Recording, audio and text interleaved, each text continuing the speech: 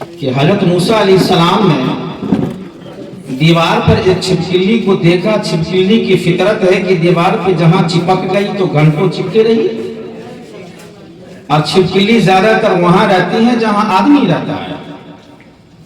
حالانکہ وہ موذی جانور ہے, کھانے کی چیز میں پانی میں گر جائے تو وہ مضر ہو جائے, انسان کی صحت کے لیے نقصان دہ ہے, ہاناکاری ہے. تو گھر میں چھپکلی کا رہنا نحوست ہے, اسے رہنے نہیں دینا چاہیے, گھر سے باہر بھگا دینا چاہیے. موسیٰ علیہ السلام نے چھپکلی کو دیکھا تو وہ کلیم تھے, اللہ سے ہم کلام ہوئے, یا اللہ تو نے دنیا کی جس چیز کو پیدا کیا سمجھ میں آیا کہ کیوں, کس لیے پیدا کیا. چھپکلی کو کیوں پیدا کیا یہ ہماری سمجھ میں نہیں آ رہا ہے کہ کیوں, کس لیے پیدا کیا. اللہ نے فرمایا کلیم جو سوال تو مجھ سے کر رہا ہے, تھوڑی دیر پہلے چھپکلی نے یہی سوال تمہارے بارے میں کیا ہے کہ اللہ تو نے دنیا کی جن جن چیزوں کو پیدا کیا وہ تو سمجھ میں آیا, موسیٰ کو کیوں پیدا کیا یہ ہماری سمجھ میں نہیں آیا. تو انسان کے سمجھ میں آئے یا نہ آئے, اللہ نے ہر چیز کو کسی حکمت کے تحت فائدے کے لیے تخلیق فرمائی ہے. اب یہ انسان اس زمین گیتی پر رہتا ہے, سہتا ہے, زندگی گزارتا ہے, بچپن, لڑکپن, جوانی, شباب, بڑھاپے سب اسی زمین پر گزارتا ہے, موت آتی ہی اسی زمین کے آغوش میں جاتا ہے. اس زمین پر ایک تائرانہ نظر ڈالیں تو ہر چیز, ہر شے انسان کی خدمت گزار نظر آتی ہے. یہ ہوا انسان کی خدمت گزار ہے, یہ پانی انسان کی خدمت گزار ہے, یہ زمین انسان کی خدمت گزار ہے, یہ آگ انسان کی خدمت گزار ہے. اگر ہوا نہ چلے, انسان کی دم گھٹ جائے, انسان کی سانس لینا مشکل ہو جائے, انسان کی زندگی ناقص اور نامکمل ہو جائے تو ہوا بھی انسان کے فائدے کے لیے ہے, ہوا انسان کی خدمت گزار ہے. پانی انسان استعمال کرتا ہے, اپنی پیاس کو بجھاتا ہے, اپنے جسم کو ٹھنڈک پہنچاتا ہے, جسم کی گندگی کو دور کرتا ہے, کپڑوں کی صفائی کرتا ہے, جانوروں کو پلاتا ہے, کھیت کی سینچائی آبیاری کرتا ہے. بہت سے چیز ایسے مشروبات ہیں جو پانی سے تیار ہوتے ہیں, اگر پانی نہ رہے تو انسان کی زندگی ٹھپ ہو جائے, ناقص اور نامکمل ہو جائے. ایسی ہی آگ انسان کے لیے بڑی نعمت ہے جب یہ حد میں رہے. آگ سے انسان طرح طرح کی چیزوں کو بناتا ہے, لذیذ پکوان کھانے بناتے ہیں, شوق سے لذت سے کھاتے ہیں. انسان کی زندگی کی بہت سی ضروریات ہیں جو آگ سے پوری کی جاتی ہے, اگر آگ نہ ہو تو انسان کی زندگی ناقص ہو جائے. یہ مٹی جس سے انسان بے شمار فائدے کرتے ہیں, اسی زمین پر اونچی اونچی خوبصورت عمارت بناتے ہیں, اسی زمین پر مسجد بنتی ہے, اسی زمین پر مندر بنتے ہیں, اسی زمین پر گرودوارے بنتے ہیں, اسی زمین پر کنیسائیں بنتی ہیں, چرچ بنتا ہے, اسی زمین پر انسان نشتر لگا کر اس زمین سے اناج نکالتا ہے, پیڑ پودے لگاتے ہیں جو اس کے روزمرہ کی ضروریات کو پوری کرتے ہیں. تو ان ساری چیزوں کو ہم دیکھتے ہیں کہ کسی نہ کسی زاویے سے انسان کی خدمت گزار ہے.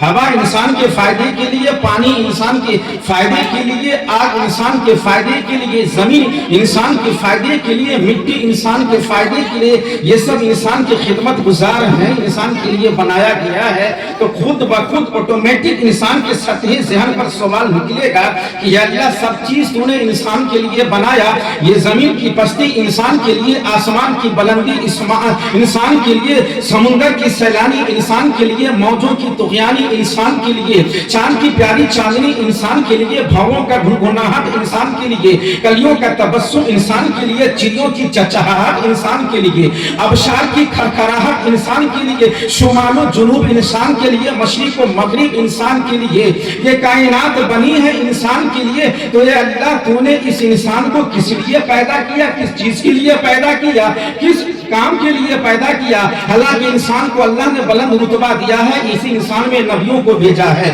اسی انسان میں پیغمبر آئے ہیں, اسی انسان میں رسول آئے ہیں. انسان کے درجے کو اللہ نے بلند کیا ہے. انسانوں اپنے درجے کو پہچانو. اللہ نے آپ کو درندہ نہیں بنایا, حیوان نہیں بنایا, چرندہ نہیں بنایا, بھیڑ یا بکریاں نہیں بنائے, جانور یا پھر رجیل و ترین جانور بھی نہیں بنایا, گدھے یا گھوڑے بھی نہیں بنائے, گائے یا بیل بھی نہیں بنایا, بھینس یا بھینسیں نہیں بنایا, بلکہ تمام مخلوق میں بہترین مخلوق, اشرف المخلوقات انسان इंसान बनाया है और इस इंसान को इतना बुलंद रुतबा दिया है कि यही इंसान मस्जिद मलाइका करार दिया गया। इसी इंसान को फरिश्तों ने भी सजदा किया है। इसी इंसान के सर पर अल्लाह ने वलकद करमना बनी आदम के ताजे ज़मीन को सजा दिया है। इंसानों सोचो तो फिर अल्लाह ने तुम्हें क्यों किस लिए पैदा किया है, किस वजह से, किस काम के लिए पैदा किया है। एक बात और मैं आपके समाज के हवाले करता चलूं कि आप देखिए इस इन जमीन पर अगर आप मौजूद हो और सूरज नहीं निकले तो इंसान की जिंदगी नाकिस है। सूरज तुलू न हो तो इंसान की जिंदगी अधूरी है। गुरूब न हो तो इंसान की जिंदगी अधूरी है। चांद की प्यारी चांदनी न हो इंसान की जिंदगी नाकिस है। हवा न चले इंसान जिंदगी कैसे गुजारेगा। पानी न हो इंसान की जिंदगी दुश्वार हो जाएगी। मिट्टी नहीं हो इंसान की जिंदगी दुश्वार है। आग नहीं इंसान की जिंदगी नामुकम्मल है। अब लेकिन इसी के बरअक्स अगर चले जाएं, पूरी रूए जमीन में इंसान नहीं हो लेकिन चांद है जैसा, तो चांद का कुछ बिगड़ने वाला नहीं। इंसान एक भी नहीं, सूरज का कुछ नहीं बिगड़ेगा, चांद का कुछ नहीं बिगड़ेगा। तुलू हो रहा है होता रहेगा। चांद की प्यारी चांदनी चमक रही चमकते रहेंगे। सितारों की अंजुमन दमक रहे हैं दमकते रहेंगे। हवा चलती है चलती रहेगी। पानी बह रहा है बहता रहेगा। लेकिन यही चीजें अगर जमीन पर न हो, इंसान हो, तो इंसान की जिंदगी नुकसान में है, घाटे और खसारे में है। बिला तस्वीर हो तमसील पता चल गया कि सूरज का तुलू होना इंसान के लिए है, सूरज का गुरूब होना इंसान के लिए है, दिन का सवेरा इंसान के लिए है, रात का अंधेरा इंसान के लिए है, फिजाएं मुअत्तर इंसान के लिए है, बादे बहारी इंसान के लिए है, चिड़ियों की चहचहाहट इंसान के लिए है, भौरों की गुनगुनाहट इंसान के लिए है। तो ऐ मिलत के नौजवानों, आपको जवाब देना पड़ेगा कि अल्लाह ने इस इंसान को क्यों किस लिए पैदा किया है, इतने बड़े दर्जे और रुतबे को क्यों अता किया है। हमें कुरान से पूछना होगा, ऐ अल्लाह की मुकद्दस किताब हमें बता दे अल्लाह ने इंसान को क्यों किस लिए पैदा किया है। तू तो नहीं मिटने वाली किताब है, तू तो अनमिट किताब है, तू अल्लाह का कलाम है, तू आसमानी किताब है, तेरा कोई मिसाल नहीं, तू लारायब है और जिस पे नाजिल हुआ वो मोहम्मद अरबी भी बेऐब है। ऐ कुरान हमें रहबरी कर दे, हमारी रहनुमाई कर दे, क्योंकि तू दुनिया की रुश्तो हिदायत कर रहा है, तू मम्मा और मखसन है। हमें बता अल्लाह ने इंसान को क्यों किस लिए पैदा किया है। तो कुरान ने जवाब दिया, पूछने वाले सुनो, अल्लाह ने इंसान को क्यों किस लिए पैदा किया है। वमा खलक़तुल जिन्ना वल इंसा इल्ला लियअबुदून, हमने जिन्नों को इसलिए पैदा कर दिया, इंसानों को इसलिए पैदा किया कि वो मेरी इबादत करे, अल्लाह की बंदगी करे, अल्लाह की परस्तिश पूजा करे। इसलिए अल्लाह ने इंसान की तख्लीक की, इंसान की तख्लीक अल्लाह की इबादत के लिए। तो इबादत किसे कहते हैं, इबादत की सुना किस चीज का नाम है। कुछ लोग सोचते हैं मस्जिद में अजान हो गई, मुअज्जिन ने अजान पुकारी, मस्जिद की मीनार से अजान की सदाएं सुनी, चलो हाथ पांव धोते हैं, वजू करते हैं, कपड़े संभालते हैं, चंद रकत नमाज पढ़ लेते हैं। थोड़ी देर के लिए क़याम होगा, रुकू में जाएंगे, 2 सजदे करेंगे, चंद तस्बीहात होगा, कायदे उला होंगे, अखीरा होंगे, अपने इरादे समाज से बाहर निकलेंगे। सोच रहे हो गई ये इबादत। कुछ लोग सोचते हैं रमजान का महीना आएगा हम रोजे रख लेंगे, इबादत का मफहूम मुकम्मल हो गया।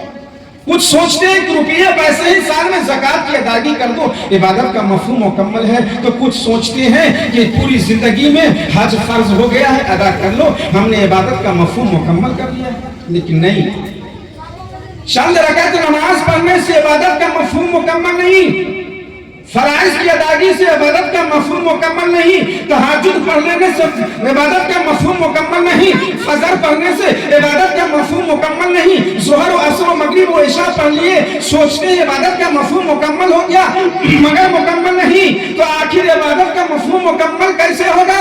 तो सुने, इबादत का मफहूम उस वक्त मुकम्मल होगा जब खुद को कानून इलाही के पैमाने में उतार देंगे, कानून इलाही के पाबंद बन जाएंगे, कानून इलाही के सलासिल अपने हाथ और पांव में डालेंगे। कानून इलाही के मुताबिक जब हमारी सुबह शाम गुजरेगी, हमारी रात गुजरेगी, हमारा दिन गुजरेगा, हर लम्हा तो खड़े गुजरेगी, जब रसूलुल्लाह की शरीयत के पैमाने में अपने आप को उतारेंगे तो मा खलक़तुल जिन्ना वल इंसा इल्ला लियअबुदून का मफहूम कामिल व अकमल हो जाएगा।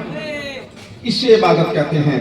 और जब ये आपके अंदर कैफियत पैदा हो जाएगी ना, तो आपका सोना भी इबादत है, आपकी बीवी के साथ हुस्न तकल्लुम ये भी इबादत है, बच्चों की परवरिश ये भी इबादत है, माँ बाप के चेहरे की जियारत ये भी इबादत है, जायज उमूर को अंजाम देना ये भी इबादत है। اور جب انسان اس منزل پر پہنچ جاتا ہے تو اللہ فرماتا میں اس کا ہاتھ بن جاتا ہوں جس سے وہ پکڑتا ہے، میں اس کی زبان بن جاتا ہوں جس سے وہ بولتا ہے، میں اس کی آنکھ بن جاتا ہوں جس سے وہ دیکھتا ہے۔ اور پھر جب یہ بندہ اس منزل پر پہنچ جاتا ہے کہ کوئی دعا کر دے، میں اس کی دعا کو رد نہیں کرتا ہوں، فوراً قبول کر لیتا ہوں۔ اس منزل پر پہنچ جاتا ہے جس کے بارے میں اللہ فرماتا کہ یہ میرا ولی ہو جاتا ہے، میں اس کا دوست بن جاتا ہوں، یہ میرا دوست بن جاتا ہے۔